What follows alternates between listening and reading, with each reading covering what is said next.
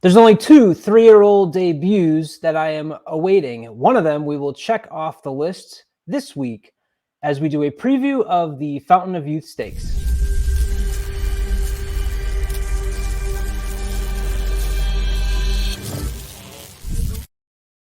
What's up, everybody? My name is Colin Sheehan. I am joined by Matthew DeSantis, as always, here as we do the Derby Prep previews. First preview in the business that will get out there this week is for the Fountain of Youth Stakes, and we have a highly anticipated 3-year-old debut of Forte. And there's only one other 3-year-old debut I'd be more excited about. Matt, do you know who that would be? Oh, I can only guess that the name starts with an L, but that's just me speculating. Oh, you are correct. You are correct. My boy Loggins. We'll have to wait. We'll have to wait for Loggins. So in the meantime, as close as I can get to Loggins is Forte, based on that Breeders' Futurity, right? I mean, that was the kind of the duel that we saw, and going into that race, I was all Loggins, and to see him go 22 and like 45, I'm like, he's done. Good effort. He's got some early speed, but I was wrong. Held off and came back on Forte in the stretch run. Forte sat off the pace in that race and made a nice closing run. And then we haven't seen Loggins since, unfortunately. And Forte only improved Loggins' resume by moving on to the Breeders' Cup Juvenile and defeating Cave Rock. So we are really excited to see Forte return. Before we return to this year's episode, though, of the Fountain of Youth, I knew, because we've been bringing in previous winners, I could not skip that segment here, because the previous winner of the Fountain of Youth Stakes 2022, for anybody that knows Failed to Menace on Twitter, knows that his favorite horse is Simplification. Absolutely. No, I mean, it was a redemption race last year. Simplification had blown the break at the Holy Bull and finished a hard charging second of White Barrio. Then comes back, you think, what's this horse going to do? And really showed off an impressive effort last year. And I was all in on Simplification well before that, but that just kind of solidified my love. But obviously some really nice horses: Greatest Honor, Code of Honor, Orb. And so, some really nice horses here. Promises Fulfilled for Dale Romans, who's got an entry in this year's race as well. So, definitely some notable winners. And I think this is an interesting crop down in Florida right now that we're going to see in this year's Fountain of Youth. The Shug McCahey race, if you look there at the trainer list, he's had some really good success down in Florida. But let's move on to this year. It's the 2023 Fountain of Youth. It is a grade 2 going 1 mile and a 16th. We're back with the 50, 20, 15, 10, 5 point structure, which has really quickly shooken up those Derby standings. I did my Derby prep show week on end, and it was Forte, Forte, Forte on top. We finally are getting some action at the top of the standings there, and Forte now has his opportunity to come from off the bench and really show us what he is made of, although it's hard to say that because it's his first time, right? So you would think maybe you can't go all in on this performance, but I mean, that's what we're excited about, right? Yeah, I think that's the big question mark, is how good is Forte going to be? Obviously looks so good as a juvenile. You mentioned the duel with Loggins, and that's one of the things I always love about 2-year-olds and young horses in general, is to see them duel, to see them fight back, to see them struggle, to see them persevere. It shows you a lot about the mentality of the horse, the maturity of the horse, I think, and just how they respond when things maybe don't go their way, or when another horse looks them in the eye. You got that with Forte, and then following that up with that dominant effort at the Breeders' Cup Juvenile, where you just blew right past Cave Rock coming down the stretch. Obviously, everybody's excited for Forte, and I think one of the reasons why is, Colin, we've not really been wowed by anybody on the Derby Trail this year. We've had some nice efforts. I think Arabian Night, obviously, is just this past weekend with Confidence Game, but I don't think there's been those wow moments on the Derby Trail. And so we really are desperate for a horse like Forte, who I think a lot of us were really excited about as a 2-year-old, to come back and see what he can do at 3. It's funny how you say excitement, because I actually love the prospect of Forte losing. Because I think it just gets so much cloudier. And, let's face it, that the 4 of us here on Trust the Profits have in our consensus, it's been Arabian Night and Forte 1-2 across the board. And I think that's where everybody is, and that's what everybody's thinking. So that's why there's really, that's the headliner of the Fountain of Youth Stakes is Forte. Like, you don't need to go beyond that. The last couple of weeks we've said finally getting some full fields, finally seeing some good matchups. Now I know you think this is a good field, and we'll get into that, but the top storyline is what's Forte going to look like on his return. And typical of me, I see people talking about how the Rebel come back and and upset, so it's a terrible field, and it's they're already crapping on this year's Derby Trail. I'm like, man, why can't people just enjoy the story race by race, right? And we, people love diving into Netflix and episodic, shows, right? And getting involved in it, and that's what part of this is. And yeah, sure, we can have Arabian Night and Forte come through and clean the floor with all of these, and then what's going to happen on Derby Day? Okay, we've got 2 horses and then everybody else. I'm more into the let's mix up the paint can, let's shake it up really good. And let's I don't want to say it's like watching paint dry, but you know what I'm trying to get at. No, absolutely. I think it adds for a much more compelling storyline in this year's Kentucky Derby that we have such a wide open field. Now, obviously, we have 4 preps this weekend: Fountain of Youth, the Battaglia at Turfway Park, the Gotham up in New York, and the San Felipe out at Santa Anita. So this weekend might provide more clarity, but every time we say that, it usually gets a little bit more muddied. And your point is not a bad thing. That I always try to emphasize this. Maybe there's not a great horse in this crop, but that could still lead to extremely compelling races, very exciting races, very competitive races, great betting races. So I don't know why we're complaining about it. No, there's not a secretariat in this class. There's not a flight line there who was never on the Derby Trail.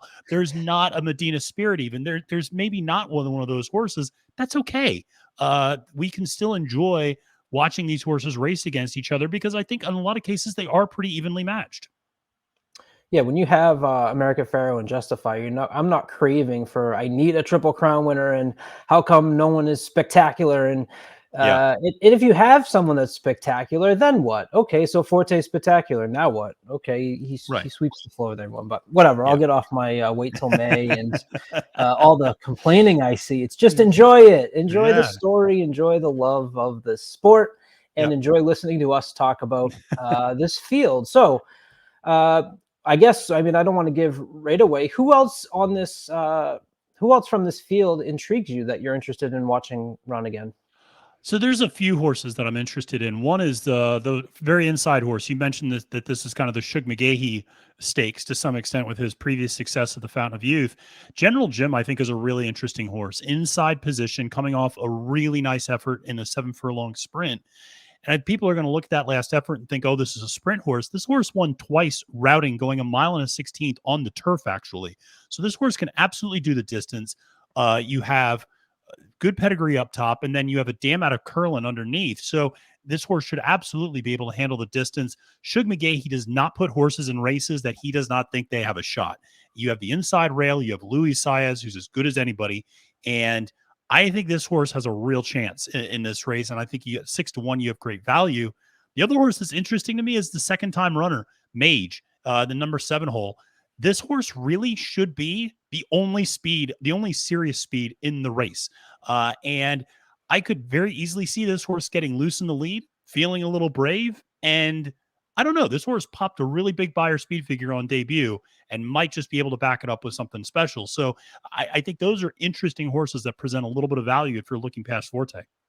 I'm really interested in Mage. Before I go on Mage, General Jim, for me, I thought the price wasn't as good as I'd want. 6-1 for me when you're going in. I'm really interested in Rocket Can. You've obviously got Forte. I think Blazing Seven's going to take money. You can have them. I'm not interested in Blazing Sevens right now. Yeah. So when I saw 6-1, I was actually like, oh, wow, that's much lower than I thought, and had me dive into him a little bit quicker. Take out those 3 turf races that are in the middle there, and you just follow his dirt, at least speed figures. Going by Brisnet, they're improving, right? 79, 88, 97, which is something I always talk about from a 2-year-old and 3-year-old, is you want to kind of keep seeing them go up until they don't anymore. Mage, okay, guess what? And I did a little pedigree research, which I don't do a ton of, but Mage has only raced once, won his maiden here at Gulfstream January 28th, put up that 101 speed figure. That race was as fast as Forte's hopeful. The damn Puka, and hopefully I'm pronouncing that right. P-U-C-A. Yeah, Puka. I pronounce it Puka. Yeah. Puka. Okay, ready? Yeah. this is just a total. This is going to make you not like Mage, but I had to throw it in here because Yeah. Puka's last win was in September of 2017 at Suffolk Downs, which is Oh, three quarters of a mile from my house. And you don't yeah. see many times when you're going through the Derby Trail of pedigree, the last wins being at Suffolk Downs. So Mage definitely has my interest because I think 8-1 maybe might float up. Because are you going to take a horse that is only a maiden winner in a grade 2 when you have a horse like Forte who's got 3 grade 1s, at least going on those levels? That's a pretty big drop. So I don't know. Do you think you're going to get 8-1 on Mage, or is it going to float up?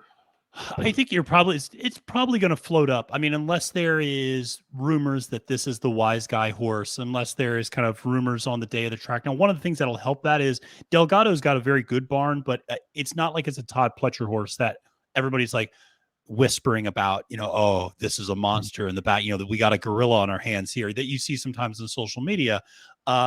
I think the fact that it's coming from maybe a little bit of a smaller barn does get the most weight allowance, obviously, in the race, only carrying 119 pounds. It gets Javier on the mount, which is never a bad thing.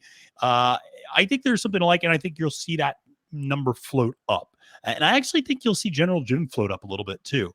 I think this morning line, I don't think this is necessarily where you'll end up being. I think Forte is going to take a ton of money, and I think it's going to kind of distort the lines a little bit and distort the odds on some of these other horses, because I think Forte is going to go off well under even money. 5 horses returned from the Holy Bull Stakes, so that's a key race, not in the performance of the horses coming out of it, but it's a key race in trying to handicap what is going to happen in this race. And if you're hired or not on what happened in the Holy Bull, the horses coming out of that were Rocket Can, Cyclone Mischief, Il Mirloco, Shadow Dragon, and Legacy Isle. Any interest in those 5? Out of all of them, I probably will give Cyclone Mischief the biggest, or I'm sorry, Rocket Can the biggest look. Rocket Can obviously won that race, had to go wide. The other thing to mention is that was first back from a layoff for Rocket Can. So, you'd expect, in a pretty extensive layoff. So you would expect that this is a horse that, will improve next time out from that layoff. The other thing about Rocket Can is he's had his form flattered recently with obviously the win by Confidence Game this past weekend, just losing a Confidence Game 2 back ago. So, there's something there in that form. I know people weren't overwhelmed by the speed of this Holy Bull race, but I do think Rocket Can is a worthwhile horse at 8-1 in particular. Certainly take a shot with for a really hot barn in Bill Mott, who cleaned up this past Saturday with Candyman Rocket at Gulfstream Park, with Casa Creed, with Elite Power overseas in Saudi Arabia. So a very hot barn. And obviously you see the stablemate there, Shadow Dragon, as well, and finishing second in that race. Grade 8 can never go wrong in the Holy Bull, and you get Rocket Can right back as your grade 8 here in the Fountain of Youth Stakes.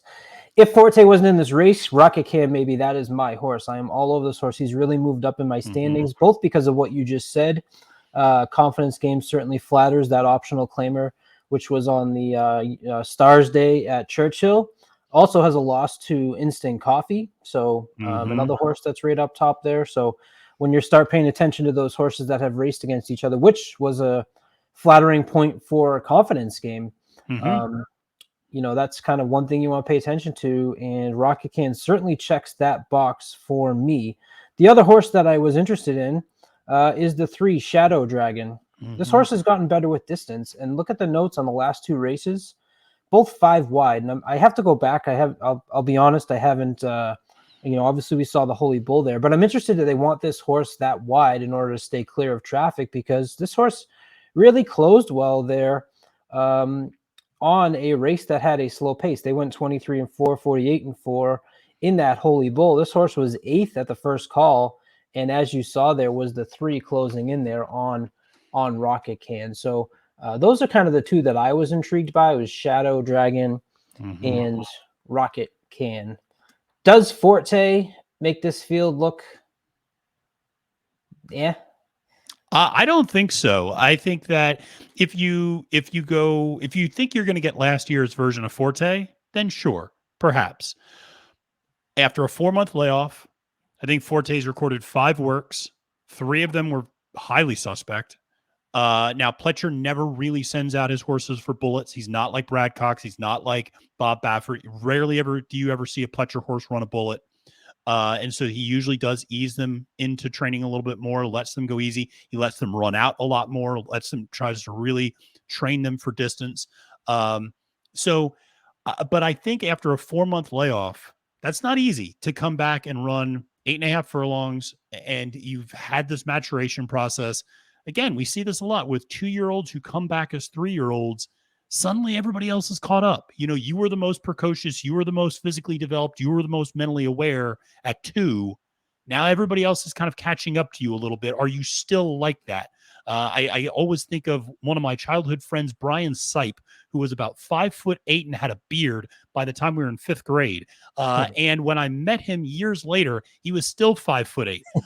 And some horses, like I said, you just don't know how that maturation process between 2 and 3 is going to go. Personally, I'm going to try to take a shot against Forte here. Who's your filly? Who's your filly?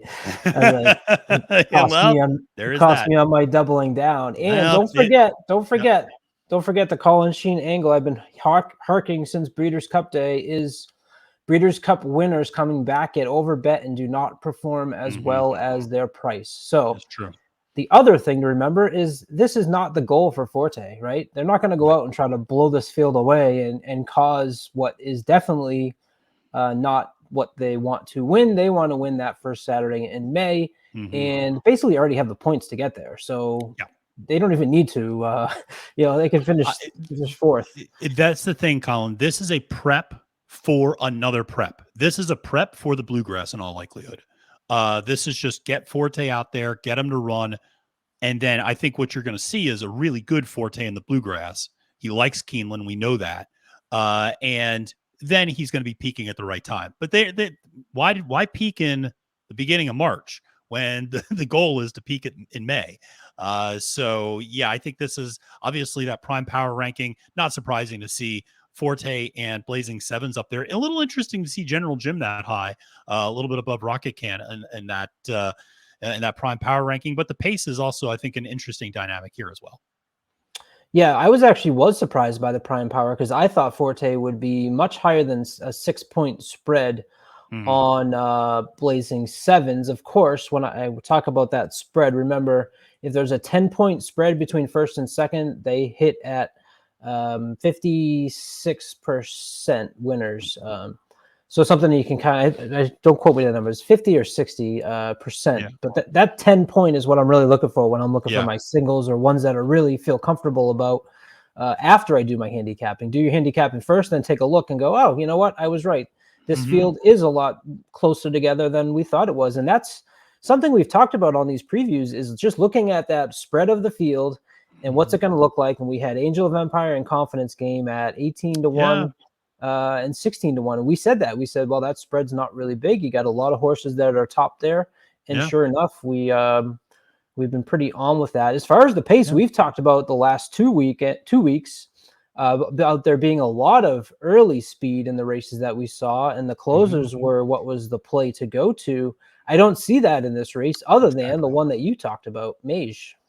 Yeah, I think that's what is so interesting to me. Now, granted, Dangerous Ride last time out went wire to wire, but that is not indicative of what that horse normally does. Also did not bring back a particularly high speed figure. If you're looking at something like Timeform US pace indicators from an early and late speed standpoint, Mage is really the only speed in this race. And that's, again, kind of why, not to tip my hand too much in terms of where I might be going in this race, but it's why Mage, I think, is a really interesting play, because if you just get out there and you're kind of free on the lead, and you're not being impressed too much, that's kind of an ideal place for a young horse to be.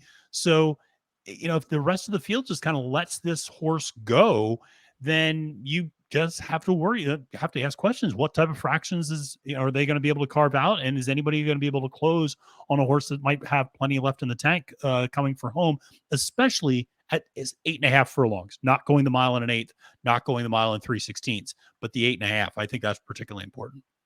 All right, before we get to our top pick and value play, I do have to ask you about Blazing Sevens. He's number 12 on Matt's top 25. He's number 19 on my top 25 and quickly falling, and he will be off my list if he doesn't do something here. Yeah. What do you think about Blazing Sevens? The one thing I do like is the switch to Rosario. I will say that. Well, that might be in the eye of the beholder. Joel can be brilliant and Joel can be frustrating. What do I think about Blazing Sevens? I still wonder if he is the product of slop at the Champagne. And obviously broke his maiden on a dry fast track, then comes back, runs a distance third at the Hopeful, and then goes and wins the Champagne in the slop, and then comes back and finishes a distant, what was that, fourth or fifth place, fourth, I should say, at the Breeders' Cup Juvenile. Obviously not a bad effort, but I just do wonder how much track conditions aided him that day. And very similar to Forte, coming off a really long layoff since that race. There's plenty of reasons for me to play against Blazing Sevens, especially at 7-2 on the morning line. Yeah, I'm all set with that one. So let's get into it. We're going to bring in this nice fancy new graphic, which I got from WWE Raw. All we need is a versus in the middle there. But when you watch WWE Raw out there, because I know a lot of you do, when you see that graphic come up, you'll have what do you call it? Subliminal messages of I need to go watch Trust the Prophets. And I love it. I love it. All right. So what we like to do is this is actually the theme is from Capping the Card, which, Matt, I assume you're going to Gulfstream this weekend? Yes, I'll be going to Gulfstream. I'll be joined by Gulfstream Park's own and Canterbury Park's own Angela Herman this week as my guest. And we're going to be running through all 14 races on the card, which includes my son, Simplification, running in the Gulfstream Park Mile. Yes, reverse charge it, right? Yes, losing to charge it. Yeah. All right, who's your top pick?